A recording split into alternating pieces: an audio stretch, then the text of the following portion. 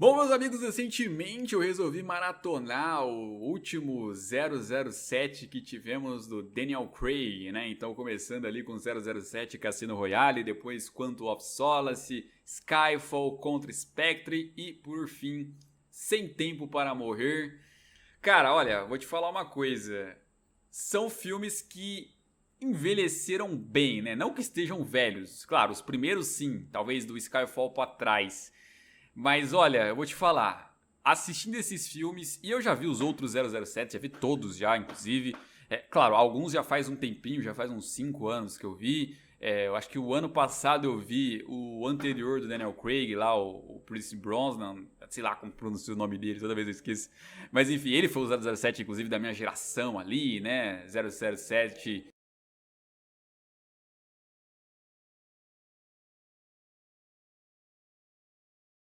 Um Novo Dia para Morrer. Toda hora passava essa propaganda na SBT, na Globo e tal, assistia um monte de coisa. Enfim, inclusive era um 07 muito mais frio, né? Aquele 007 anterior. Eu lembro até de um dos filmes que o par romântico dele, na verdade, era uma criminosa que enganava ele. E aí, na hora H, ela insinuou que ele não mataria ela e ele mata ela ali a sangue frio mesmo. No caso do Daniel Craig, não rola muito disso, né? Eu diria que ele, de todos os 007 que eu assisti, é o mais humano. Pois é, o mais emocional, digamos assim, né? Você nota isso desde o primeiro filme. É um 007 que, como todos os outros, é um mulherengo, né? Então tem vários pares românticos ali, né? Várias mulheres com ele saindo. Até que ele conhece a Vesper, que é a mulher que muda muito ali o estilo do 007, do James Bond ali, então do Daniel Craig. Por quê? Porque é uma mulher mais séria, apesar de bonita, mais inteligente, como ela mesma gosta de se dizer, e que entende logo de cara quem que era aquele James Bond, consegue meio que decifrar a origem dele ali, da mesma forma que o próprio James consegue meio que olhar para Vesper e entender mais ou menos que tipo de mulher ela era. Então, o envolvimento deles ali até que curto, ali ficando juntos no hotel e passando por aquela missão onde o James precisava ganhar lá no cassino para poder pegar ali então o Le Chiffre e depois a maneira como ele quase morre e ela salva ele e a maneira como ela fica traumatizada com a morte de um dos malucos lá e os dois ficam no chuveiro abraçados. Então eles pararam de se enxergar com uma certa malícia, principalmente o James, e começou a ter um pouco mais de sentimento ali. E depois o James tentando salvar a vida dela e sendo pego, e mesmo assim ali, depois vindo lá um dos caras que o Le Chiffre estava devendo dinheiro e mata o Le Chiffre e salva o James, e depois ele se envolvendo com ela, e no fim das contas ela revelando-se na verdade ali como uma agente dupla e que na verdade ali ela tinha que dar o dinheiro lá então para turba da qual ela devia para poder salvar a vida ali então do namorado que tinha. Enfim, era uma baita de uma confusão ali que vivia a vida da Vesper, e o James, quando descobre isso, ele fica muito amargurado, né? Porque, pô, ele tinha desenvolvido sentimentos por ela, ele tinha abandonado a vida de 007 logo no primeiro filme, já ele queria desistir, né? E aí ele vem com esse baque, né? A mulher que tinha feito ele querer desistir de 007 acabou ali então largando ele para poder cumprir com o acordo. Ele descobre, ela fica tão envergonhada que não deixa nem ele salvar ela, acaba praticamente se suicidando ali, morrendo de forma trágica. O James Bond, que tava com raiva dela quando descobriu, naquele momento tentou salvar ela, sabe? Então foi uma mistura de raiva com um sentimento de dor, sabe? Pô, eu não queria perder ela, mas ela fez uma trairagem comigo. E aí, a partir daquele momento, pronto, morreu qualquer tentativa do James pensar que ele poderia ter uma vida. Ele tinha que ser um assassino do MI6 pra sempre, né? E, bom, no Quantum of Solace é um pouco mais fraquinho o filme, né? E é basicamente ali o que realmente dá pra salvar é o arco final ali de ele encontrando lá o cara que era o namorado da Vesper e dando um fim nele ali, uma prisão, dele conversando ali com a Amy, eles tendo alguns diálogos sobre o que aconteceu com a Vesper. Basicamente é uma ressaca pós Cassino Royale esse filme, né?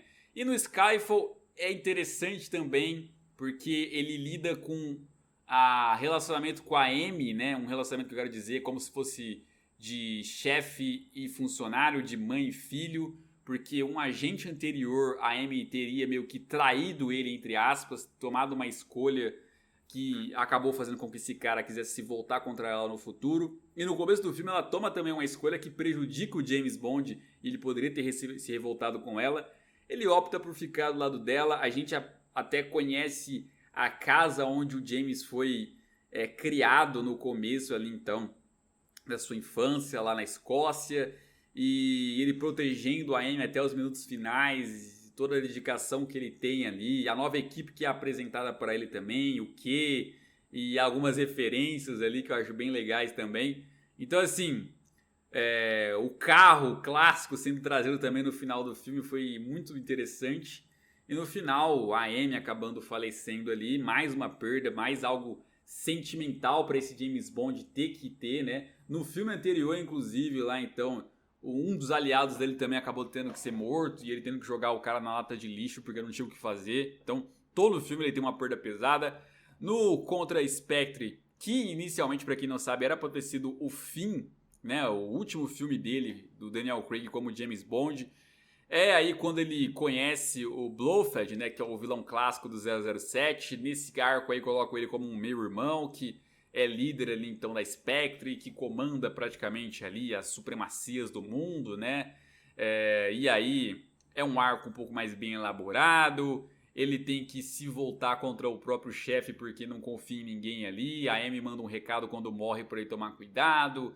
Ele conhece a filha do Sr. White, que era um dos vilões dos primeiros filmes ali, e acaba tendo que proteger ela como uma promessa em troca de descobrir uma informação. No fim, eles acabam desenvolvendo um sentimento forte. Parecia que não ia dar em nada porque ela ia já abandonar ele porque ele estava numa vida difícil. No fim das contas, o desenvolvimento final do filme acaba fazendo com que eles tenham que se unir obrigatoriamente. Ele tem que salvar o dia, como sempre. Opta por não matar o seu meio-irmão porque quer seguir uma vida normal. E aí depois ele encerra o filme entrando no carro clássico junto com ela. Era para ter um final feliz para ele, era para dar tudo certo. Mas aí vem a ideia de fazer mais um filme e aí vem o filme mais complicado, né? Porque é quando logo no começo do filme ele já tem que se separar da Madeleine, né? Que é a sua mulher, então ali a filha do Sr. White. E aquilo já mexe com ele porque ele pensou que estava sendo enganado de novo. O trauma da Vesper bate novamente, principalmente quando ele vai visitar ela no cemitério e tudo explode. E aí 5 anos depois ele descobre que na verdade não era ela, era tudo Blofeld fazendo com que o James Bond tivesse que atrasar a vida dele. Descobre que tem uma filha, e aí vem um passado da Madeleine ainda por cima lá, um terrorista que vai também ali pra cima dela, sequestra, vira uma gororoba enorme. Enfim, no fim das contas ele pega lá aquele veneno que vocês devem se recordar.